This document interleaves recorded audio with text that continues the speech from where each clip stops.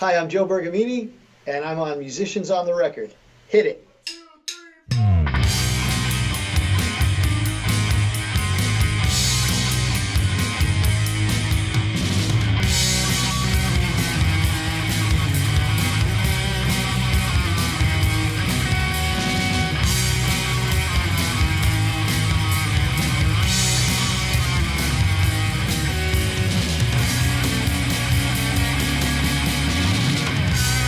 This is huge, musicians on the record. Bring it on. You know, you started playing and in bands and, amazing teachers. When was your first sort of break or big break that you said, I think I can actually do this for a living? I'm a guy, like I'm a planner and I'm a warrior, Uh-huh. So here's how I did it. How I did it. You ever see the movie Young Frankenstein? Yeah. How I did it. Right. So basically, I was in architecture school. I told you I was studying with Dom. Yeah. I was in a band. The band I was in at the time. We were getting pretty close to being signed. We were playing CBGBs all the time, and Wow. record labels were coming. Yeah. And I told my dad, when I get done with college, I'm going to make a go of it as a drummer. And if it doesn't work out, excuse me, if it doesn't work out, I have my degree. Mhm. And he said, great. So being the practical guy that I am, I basically said I should probably start getting some things together so that when I get out of school, I can hit the ground running. So I mentioned I was teaching the drum line at my college. Yeah. I probably had at least 10, 15 students when I got out of college. Okay. I was playing with my original band. Yeah. I started going on some auditions for some bands that would make money. So I started auditioning on some club date bands. And then, right when I got out of school, right at the same year, I got a call to join that Rush cover band. Okay. And at the time, we were playing like 6 to 8 dates a month, and including like a weekly gig on Bleecker Street in New York City. Wow. And at the time, I mean, it really didn't pay that well. But at the time, it was like, wait a minute, you're going to pay me to play Rush music? Are you freaking kidding? Right. And so we wound up playing like sort of like, if you drew like a 200 or 300 mile circle around New York City, we played all over the place. Wow. And so I had I was doing clinics in the schools, and Dom helped me get a low-level endorsement with Vic Firth. Great. So I had a little support, and I was working with the store. So I quickly built it up to maybe 15, 20 students at my house, which was my parents' house at that time, and taught one day at the store. There was other music stores where I went in and did a few lessons here and there too to pick up an extra day here or there. It frustrated me because they never had it together. My home base was my home studio, and I also for a number of years I taught at Ritchie's Music Center, which is a great drum shop here in Jersey. So I started teaching the drum line, building on my teaching practice, going on those auditions before I got out of school. So when I got out of school in '93, I had some income happening already. Okay. And then once I had the days free, I started doing more school clinics. And then I built up my teaching practice within that first year to 30 students, 40 students right away. Wow. Had a day at the store, was doing probably 20 to 25 clinics a year. Then that got me in at the ground level with Sabian, because Dom had another program with Sabian. Yeah. So I've been an endorser with Vic and Sabian for, 25 plus years or something now. Amazing. And then the Rush tribute band got me a lot of students, believe it or not. We were playing in the area, and I played a 10-minute drum solo every night. And people were like, "You teach?" So It's awesome. so that was. And then at the same time, I was always intrigued. I was just learning finale and practice, like transcribing stuff. And right soon thereafter, I got my first articles in Modern Drummer, and then that started getting me into And then they asked me to do rock charts, and they would pay me every month a little bit, a couple $100. So I kind of knew I wanted to do it. I mean, ever since I was if you look at my daughter's in middle school, so I was looking at my middle school yearbook, and it said like professional drummer, like it was my dream job. That's great. And yeah, so I kind of, like everything else, I sort of planned it and like built it up little by little. Yeah. And then that's pretty much how it went. And I was just playing in bands, and and working around here. And the Broadway thing was a break that came out of that. I was going to the NAMM shows, K-Stick shows, Yes. investing in myself, developing all those sides of my career. And I had a music attorney who's really, really well-known guy, really good bass player too. His name's Ron Beanstalk. He took a liking to me. He helped my bands out, and he has a lot of famous drummer clients, like Rob Morgenstein, Liberty DeVito, like a lot of my favorite drummers. Yeah. Bill Calhoun, Yeah. So I was like, Ron, why don't you never call me to do any of your gigs, So finally he called me for a gig. He's like, hey Joe, you free Friday? I was like, oh man, Ron's finally calling me. Yeah, what's up? He's like, well, we're playing at the Bagel Cafe in my town, doing standards on Friday nights. Pays like $40. I was like, all right. After I broke his chops to hire me for a gig, I can't say no. Right. So I went down and we played. And the thing is, had I not worked on my styles, I mean, Ron can play all styles. I wouldn't have been able to go down and do that gig. I went down and did that gig, and it just so happened that Ron had lunch that day with Chuck Berge, and Chuck's like, we're having a little trouble. I'm not exactly who else. He's not exactly sure who else to get to sub on Moving Out on Broadway. I think you'd be great. Wow. And I was like, that was to me like the first time I got to play with that level. Yeah. So at that point, he's like, call the office tomorrow. Wow. So I think at like 9:01, I called the office, and and then I met Chuck. And here's a little story that story that people could take for advice. Yeah. So I went down and I met Chuck, and Chuck gave me a recording of Moving Out. And I gave him a recording of Forefront, my prog band. Mm-hmm. And Chuck said, learn the recording note for note. You can't use any charts. You have to memorize the show. And, of course, back then that wasn't a big deal. Now that's more of a worry because I know charts, so I can't remember all the stuff. Right. So he's like, learn it note for note. So to me, it was note for note was like I learned it note for freaking note, like every single fill exactly like the recording. And on that show, because there was no conductor and the drummer had to drive it, there was an audition process. Okay. And I heard some other drummers audition, and they played it kind of close, but not note for note.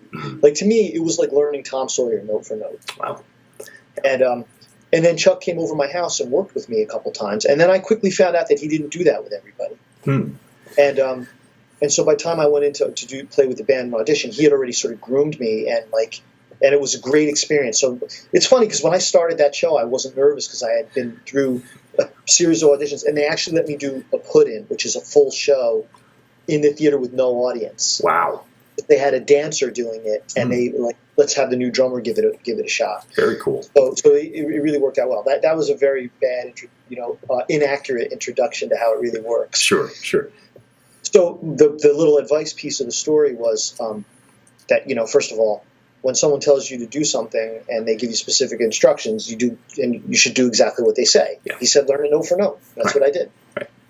And the second thing is, I said, Chuck, why did you come over to my house and help me out when you said 30 guys wanted to do this and you didn't do that for all them? And he said, well, of all the guys that came in and met me that I didn't know, there was probably 25 or 30 of them, and only 3 guys gave me a recording. I was shocked at that. I thought those was so obvious. He's never heard me play before, and right.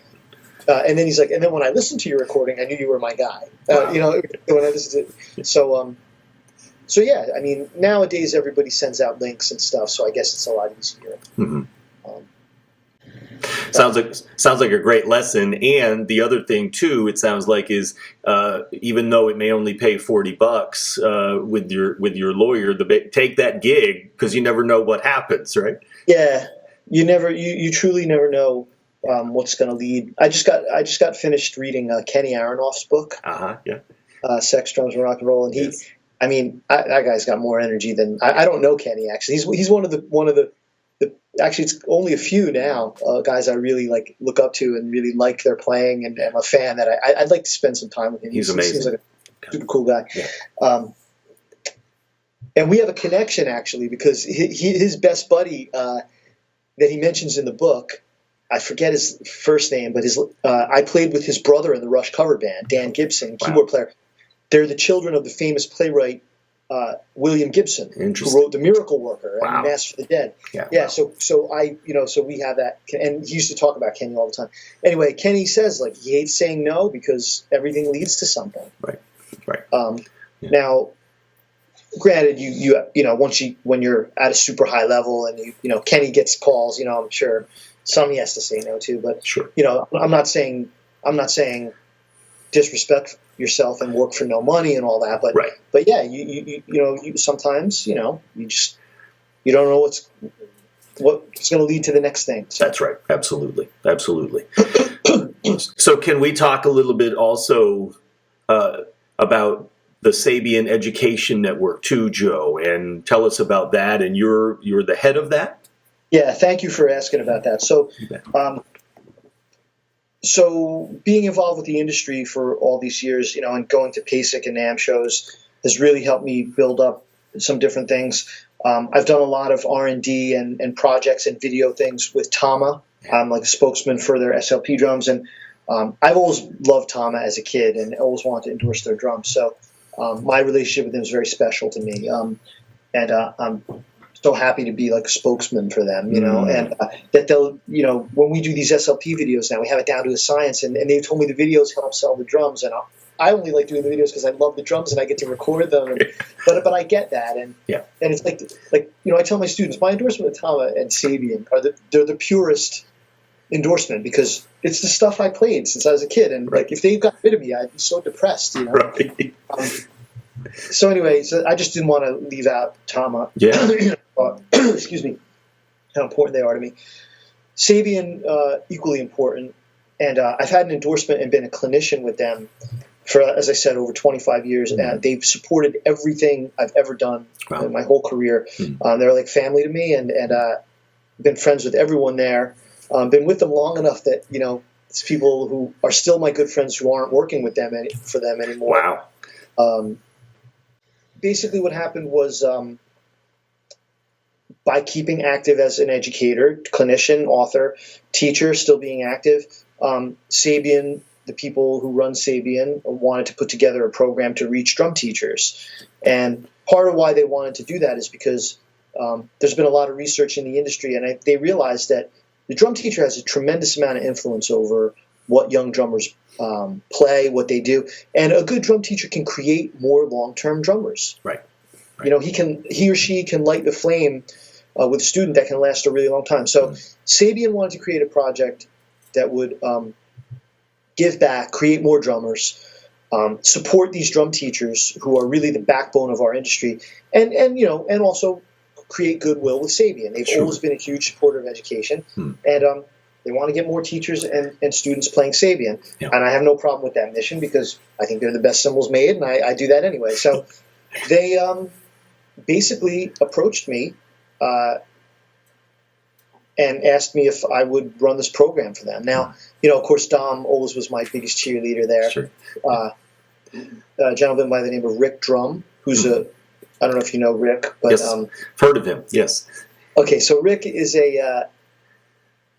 he was the drummer for many years at the Ringling Brothers Barnum and Bailey Circus. Oh, wow. He was a pro drummer, great drummer. And then he became a very powerful man in the drum industry. He was the president of Remo, Vic Firth. And then he was the president of Diodario, running Evans and ProMark for a long time. Sure. And we became good friends. He also sort of, I think, had an eye on what I was up to. And, of course, I've known Andy Zildjian and Stacey Montgomery Clark at Sabian for many, many years.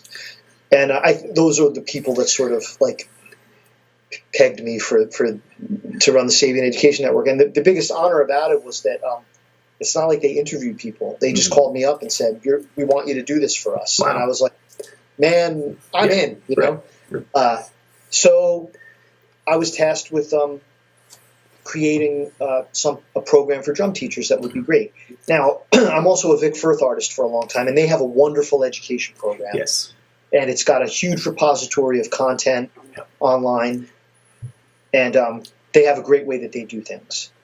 So my initial thought was that everybody's kind of jumping on this bandwagon now. Everybody wants the teachers to sell this stuff to the students. You can't just make it a sales thing. It's got to be a legit thing. Yeah. And I have too much respect for Vic Firth to just copy what they did. And the internet doesn't need a repository of lessons. All the drummers are making their own sites. So the SEN, just to be clear, we do have a library. We do have videos, but they're screened and picked by me because they're of use to teachers. So it's a small number of videos. They're not how-to videos. They're not. I encourage the members to share playing videos. So basically, I thought to myself, well, how am I going to create this network, and how am I going to make it different? And I thought to myself about when I first used to go to PASIC. For those who don't know, it's a Percussive Art Society International Convention.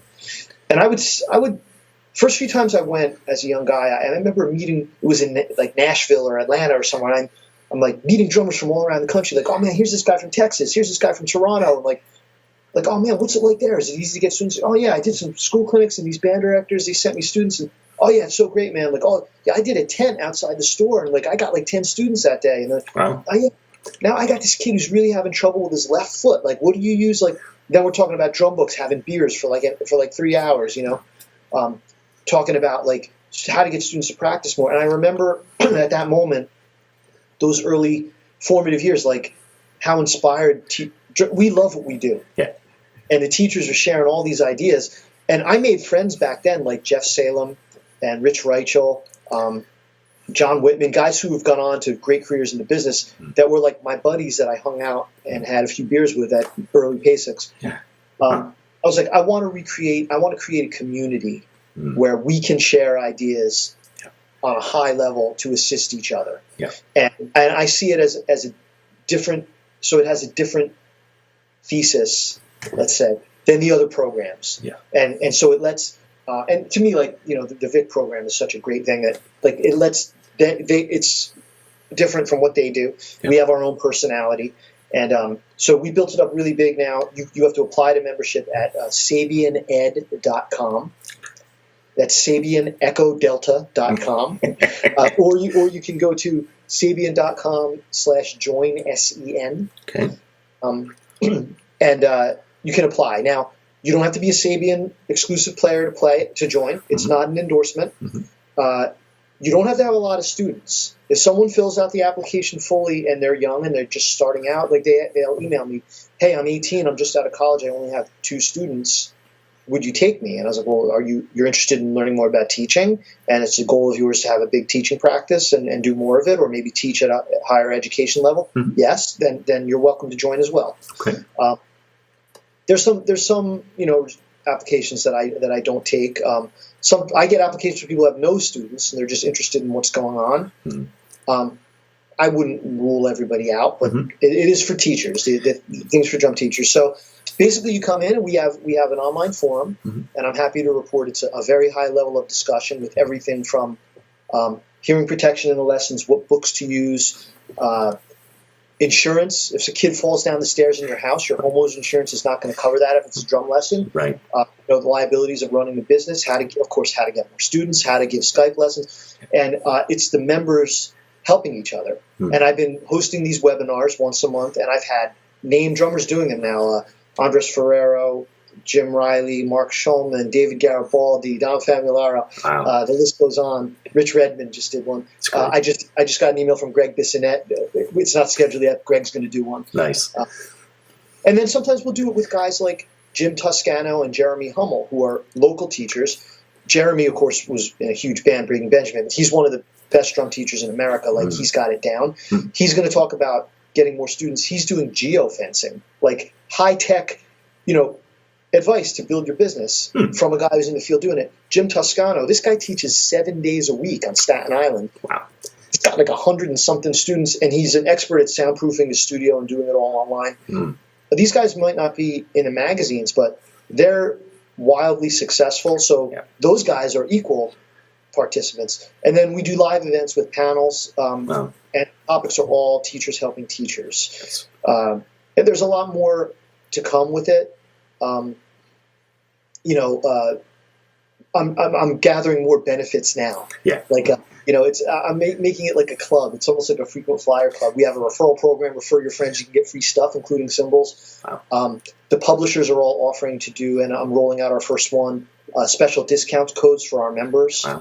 Like we're going to do one with Hal Leonard, and Hal Leonard not only has drum books, they have all the interfaces and everything. Yes, so yes. for a member of SEN, you can get a little discount, or actually a nice discount on their product. And then we don't have any overt sales programs for Sabian because people always ask that too. But I see that as a perk that I hope we will have in the future.